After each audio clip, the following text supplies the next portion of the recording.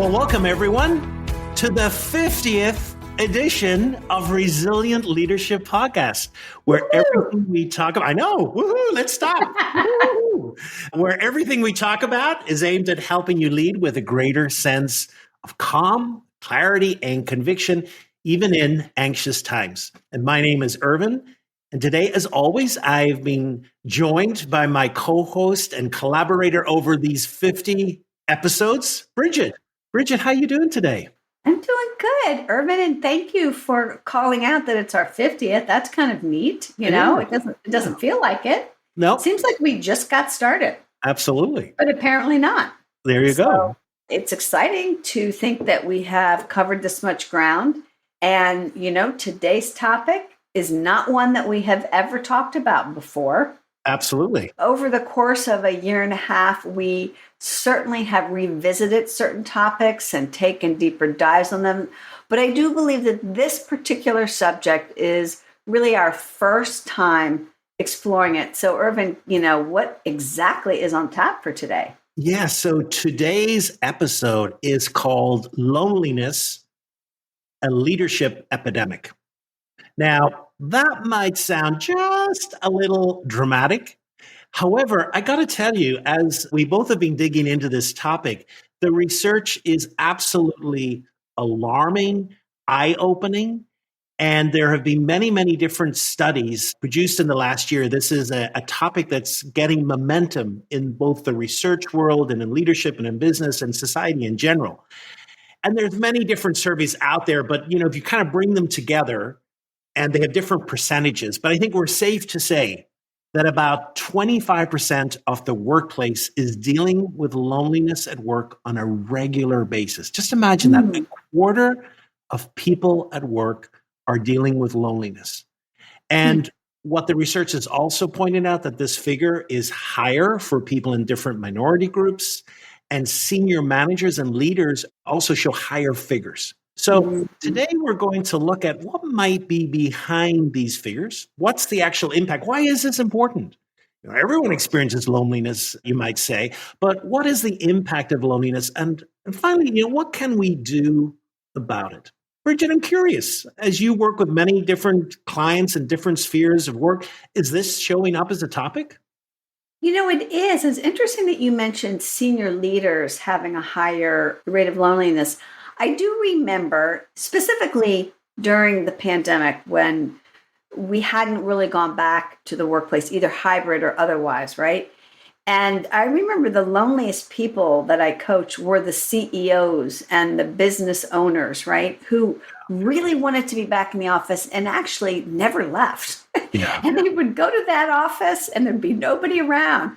And that's lonely to walk the halls and not be surrounded by your work community. Yeah. So I saw it there. And then as we've returned to the workplace, hybrid typically, I still think there's some of it because we haven't worked all the kinks out of the hybrid arrangement. Yeah. So you're still getting people coming in, but not connecting, not really reestablishing those bonds. Yeah. So that's what I'm noticing. How about you? Yeah, I think I've got a little theory in that, and I don't know if it comes up for you as well, in that people don't often label what they're going through loneliness, but when you explore it a little bit more, it actually is. Like people may say to oh, well, I think I've just made a bad career choice. Or, there's just something about this company, the culture doesn't suit me. And, when you probe a little more, what really is it's really not about the content of the work, but it's something that in these interactions that are happening, these human interactions with people, that it's just not satisfying. And really, that's what loneliness feels like. Loneliness is these interactions that we have in our lives, and they are either not happening or they are not fulfilling us. Yeah, and they become shallow, right? Yeah. And we hunger for connection beyond just a perfunctory or shallow level, Yeah.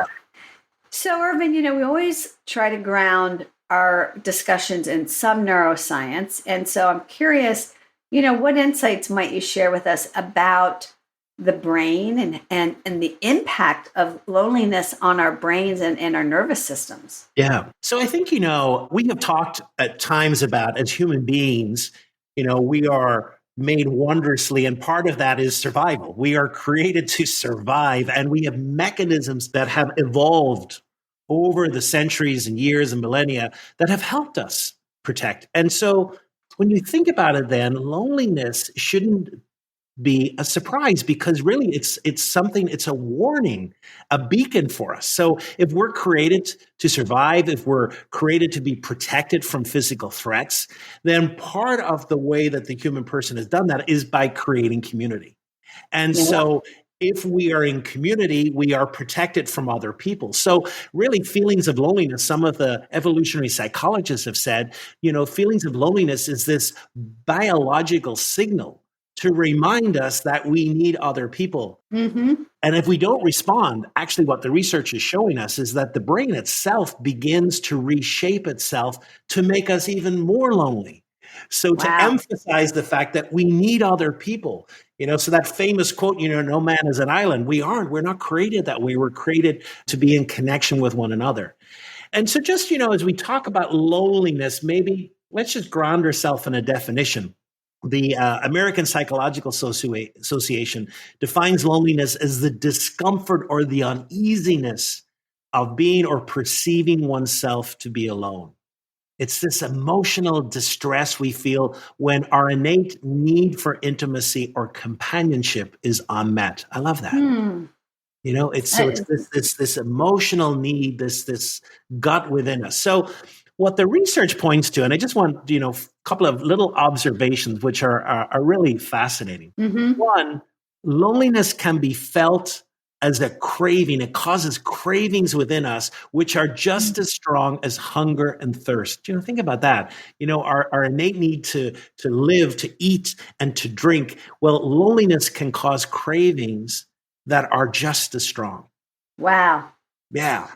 And then loneliness can also make us more hostile or pessimistic. Now, this is easy to see as well. If we're in this zone of feeling lonely, not surprising that we're going to focus more on the negative than the positive. And researchers have done fMRI scans. Those are the ones that light up the brain. And what they've found is that people who receive different forms of stimuli are more attracted to negative triggers than positive triggers. So it's this vicious cycle almost playing. So we're feeling lonely, we feel down, and then in turn that makes us feel more pessimistic or hostile. And so it's almost self-fulfilling. Yeah, because it's hard to forge connections from a hostile or negative place. Absolutely. But that's the very thing we want. Absolutely. And then the final thing is loneliness as well may make us less likely to trust each other. Now, I know in past episodes we've talked about this hormone called oxytocin, which is called the bonding or the cuddle hormone that makes us want to cuddle each other. Whenever we rub a baby's back and we soothe the baby, it's releasing oxytocin. And what we have found is that people who are going through spells of loneliness actually produce less levels of oxytocin. So in other words, their ability to connect is reduced as well. So, fascinating, this impact in the brain and how the brain reacts. But, I know there was a report, Bridget, that came out earlier this year that just created alarm bells as well from the Surgeon General about loneliness. So maybe you want to tell us a little more about that. Yeah, this is shocking because that report from the Surgeon General, Dr. Vivek Murthy, said that the social isolation that we're talking about, that its effect on mortality is equivalent to smoking up to 15 cigarettes a day. Wow. I mean, take that in for a minute. That is just absolutely astounding. And that social isolation, this lack of connection to families and friends and community, and then the loneliness that causes, which is feeling disconnected, right? Contributes to people having higher levels of several kinds of diseases. And things like heart disease, stroke, anxiety, depression, dementia, and even makes people more susceptible to infectious diseases. Yeah. So this is obviously a very, very big deal. And then it's not just at the individual level because, what affects the individual in terms of health ripples out into the broader community. And so communities with more social cohesion have less of those diseases, right? Yeah. And less of that, impact on mortality. In our country in particular, Americans are experiencing more loneliness and isolation than really at any time in recent memory. Of course, those trends were exacerbated by COVID, but they were already in place before COVID. I think it's not too hard to see why, with the sort of dissolution of some of our institutions that created those connections, right? Yeah. Yeah. But I guess what I never really appreciated until you and I really started talking about this and wanting to devote an episode to it is just what an extraordinary impact this trend of loneliness has for us as human beings, both personally and, of course, professionally. So let's kind of talk about that, because there's a workplace impact as well. Absolutely.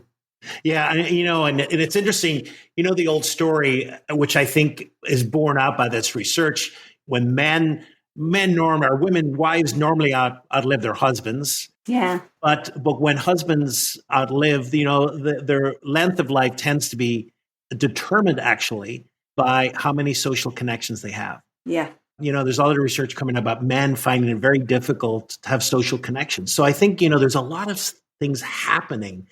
And absolutely, this is visiting our workplaces. Mm-hmm.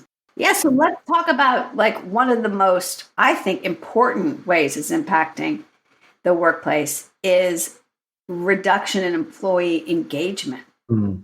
Yeah. Right? I mean, let's just think about it for a second. If engagement is, I would define it as a wholehearted commitment to the organization's mission and goals and feeling like you play a role in that, right? You're all in. And yet, if you are feeling lonely and disconnected at work and the social bonds are just not there, of course you're going to feel less committed and wholehearted to the organization. We don't get wholehearted to, offices. We get wholehearted to people, Absolutely. And there's so much research around the connection between employee engagement and productivity and profitability. Right? Mm-hmm. So there's an impact, obviously, on us personally, health-wise, but in the workplace, employee engagement is what's at stake. And then, of course, turnover, because the lower your employee engagement scores, the higher your turnover goes. So, Irvin, I'm just curious, we've talked about what loneliness is and why the brain reacts the way it does to it and these extraordinary effects it has.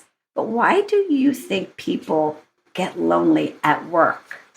Yeah, it's such an interesting question. And I think, there's a couple of things I would just point to. One is kind of situational. So I think, we've just mentioned COVID. We've mentioned this rise of remote work. And even, with people returning to work, there are companies now which are structured on the idea of remote work. I have a client who all their workers are remote. Mm-hmm. There is a core team at the central headquarters, but 95% of people are remote.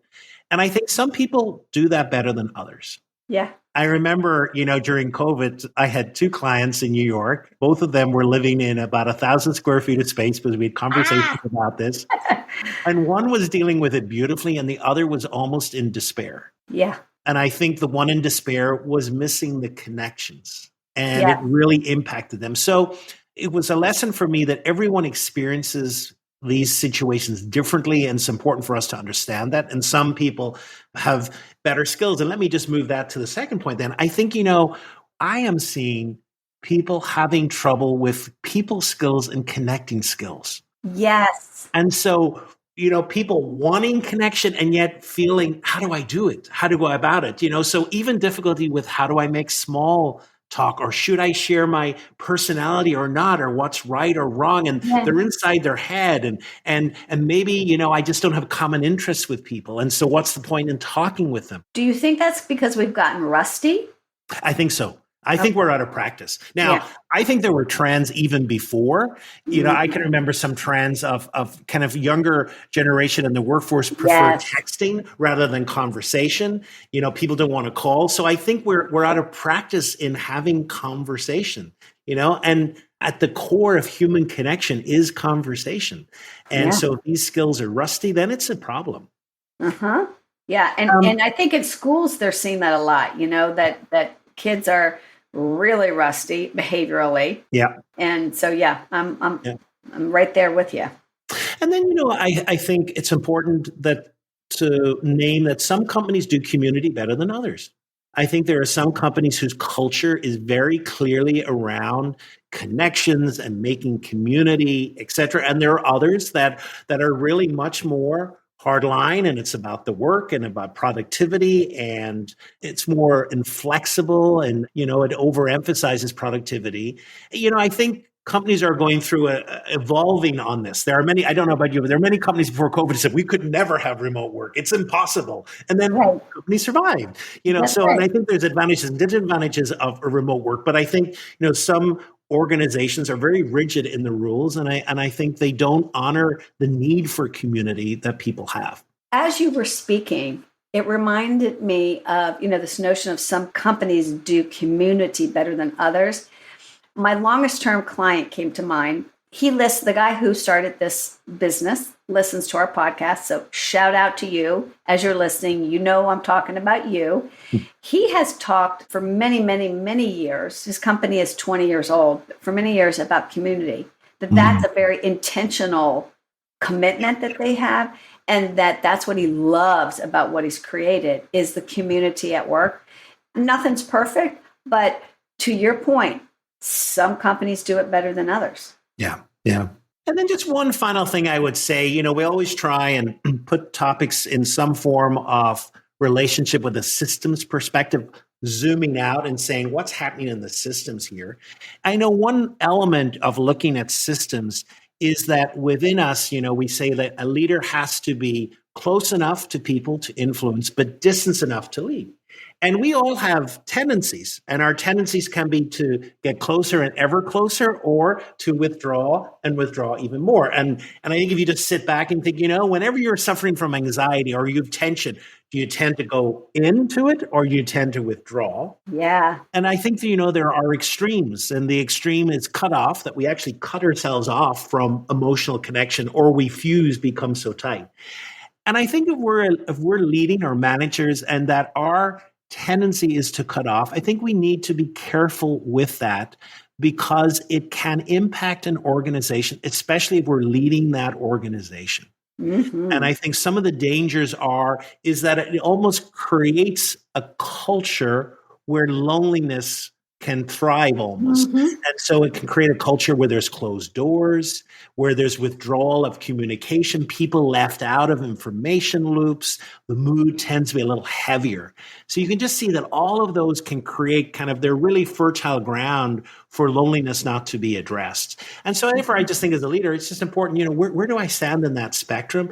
And it's okay. There's nothing wrong with being one or the other. But I think it's important for us to realize that if we are in the withdrawal, with withdrawal, then it's important just to what kind of culture am I creating around me with that? Yes, I agree, Irvin, because if we react to rising anxiety by distancing, emotionally or physically, that's going to create one kind of culture, and it's going to impact community.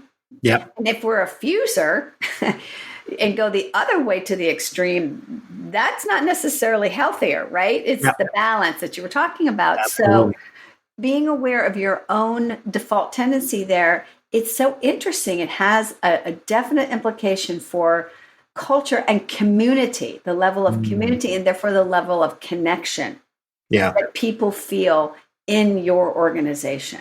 Yeah. I remember one time I went into the office for the first time of this client, and I only talked to him by phone. And so I go into the office, and it was the most quiet office I'd ever been in. I was like, are there any human beings here? And I walk down, and nobody looks up. Everybody's just in their cubicles, no chattering, nothing.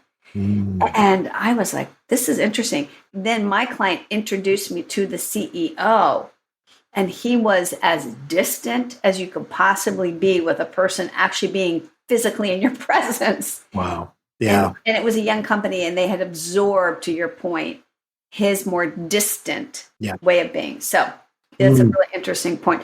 All right. So, Irvin, bottom lining it for our listeners then, how do we combat loneliness in the workplace? Let's look at it in two different aspects. Let's look at it as an organization, what can we do organizationally, and maybe then what can we do personally. So I think organizationally, an interesting place to look at is actually begin at the very beginning and onboarding. What are you doing in the onboarding process to create connection and to make sure that new employees don't feel intimidated, feel they can talk as problems come up? What are we doing to help new employee make connections either with mentors or with some peers so that they're able to not so much feel uncomfortable in the newness? We all have experiences of being new. And it is not something, well, at least the vast majority of us feel uncomfortable in that. So I think, organizationally, it's really good to ask, in the onboarding process, how do we make connection? Yeah. And then I think it's also good for organizations to examine the present culture.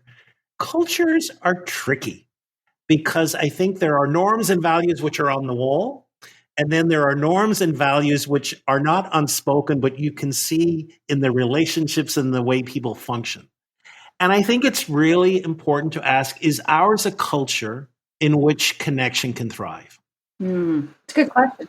Yeah. Do we have a culture that affirms caring and compassion, tenderness, even when someone's feeling down? How do we treat each other on a personal level? Do we have a culture where it's okay to speak up whenever we have a problem? Or is it a culture really that you can see anger, frustration, or irritation or annoyance around? And I think that is something that, although unexpressed, can be seen. So I think it's great work for an organization just to actually stop and think about those questions. And then the other thing is this sense of connection, but I think the word, maybe we haven't used it today, but the sense of belonging and inclusion. And I think one of the ways we feel we have a sense of belonging and inclusion is in decision making. And so I think it's important for organizations to know, how do we make decisions? Yeah. Not that every decision has to have a voice from everyone, but are there decisions in which we are really including people and people feel that they have a voice? And I think those are three different areas that can really help organizationally an organization respond to loneliness. Yeah. Bridget, what about individuals? Is there any way that individuals can take it upon themselves to combat some of the loneliness they might feel? Sure, of course. I mean, I think sometimes we just need to switch it up at work. Maybe we're feeling disconnected and a little lonely, not because of any cultural elements, but rather just that we've gotten into a rut or a routine with our job. And we've been doing the same thing with the same people, and it gets a little stale. So maybe we request to join a new team, for example, right? To make some new connections and breathe some new life into, our work situation, right? I think that there's an element of personal responsibility here, right? So if we feel distant, disconnected, and lonely, there's some things that we can do ourselves. And that's one of them. How can we switch it off, right? I think another thing is, if you're a manager, and a lot of people who listen to us are leaders managing teams. And I think make it easy for people on your teams to connect. There's so many ways, so many creative ways that enhance connection. I mean, it can be as simple as, lots of people do this, but do you have really interesting icebreaker questions at the beginning of every team meeting that open up the conversation, or do you just get right down to work? Because that doesn't foster the same level of connection, right?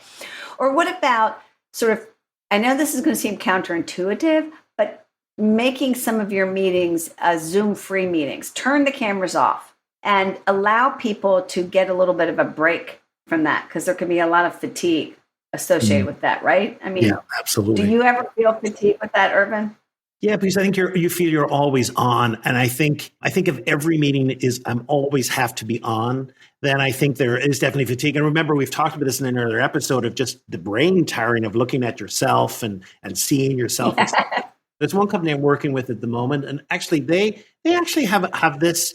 I wouldn't say it's a formal policy, but it's an unspoken policy that there are meetings when there's an expectation everyone shows up on camera, and they tend to be meetings which either important meetings where there's brainstorming, et cetera, where it's helpful to see each other. But if it's mere informational meetings, et cetera, it's okay. Not if you just have to listen in or whatever. So I think that's important. I agree. And I think the other thing is that we can all talk about this trend, this phenomena of loneliness, and normalize it. Yeah. Just like, mental health in general is something we're still having to work really hard at to have any conversation about. Yeah. And that's unfortunate because the more you normalize something, the more we can do something about it. It doesn't live in the shadows, right? Yep, absolutely. So that's something I think that can make a big difference. Okay, so those are some of my thoughts. And now I'm thinking, Ervin, we've covered so much ground, but we always like to end with some kind of a core practice for folks. So I'm curious what you have in mind for that. I think a good core practice for this would be to experiment with more interesting questions. We talked a little bit earlier about people are out of practice, and small talk and creating kind of conversation can be difficult. And I think it's because we don't ask good questions. Or, when you think about it, so many of our conversations are very perfunctory. How are you? I'm fine. Oh, the weather's good. Yes, it is. And it's just, we have these typical questions. So maybe spice it up and throw in a few questions that make people go, oh, here's just a few throwing out. But I think if you Google interesting conversation openers, you will get lists and lists and lists. Yeah. But here's, what made you smile today? Do you listen to any podcasts? Hopefully it's this one. And what are your favorites? And that just opens a conversation. What is it about that podcast? What are the subjects? That you can just see where that conversation could go. What was the last good book you read? Mm-hmm. What was the last concert you went to? Music so often is a bonding one. What's your biggest pet peeve? Love that one. Yeah. And what mentor has made the greatest impact in your life? So these are questions that they don't necessarily, sometimes I think people worry that I'm invading privacy, but I think these are questions that are interesting. They're non-threatening questions. They're questions that people enjoy answering. And I think what happens is we begin to have conversations where all of a sudden, we share this or we share that. That's amazing. And then it just takes a life of its own. So my challenge and practice is to come up with, a list of 10 questions that are out of the ordinary that you could begin a conversation and see where they go. Love it. So simple, practical, and yet, asking these kinds of questions, like you said, see where they go. Sometimes they lead us to these really interesting places, and we make connections with people that we formerly held at arm's length, right? Yeah. That's the cool thing. Absolutely. Yeah. Well, Ervin, thank you so much for bringing this topic to the podcast. When you mentioned it as something for us to explore, I was very curious and I feel like I've learned a lot. I think it's so important. When we are experiencing social isolation and loneliness, remember the impact on our health is, similar to smoking 15 cigarettes a day. This is a big deal. Yeah. It's in our best interest as human beings, as colleagues, as leaders to address it. And the good news is that we can. There are some things that we can definitely do. Thanks again to our listeners for joining us for our 50th episode. Yay! We encourage you to join us for our next topic and keep spreading the word. We're getting so much positive feedback, and we thank you for that. Ervin, thank you, as always, for being such a great collaborator. Thanks, Bridget. Really enjoyed this, and everyone have a wonderful week ahead. And one of the beautiful things about Irish pubs is that there are no strangers. They actually, the circle widens. So considering this topic today, is there someone that you could invite into your circle in the coming week that might make them feel a little less lonely? Oh, and better yet, invite them to an Irish pub. There we go. Even better. All right. Take care, everybody. Bye-bye. Take care, everyone. Bye-bye now.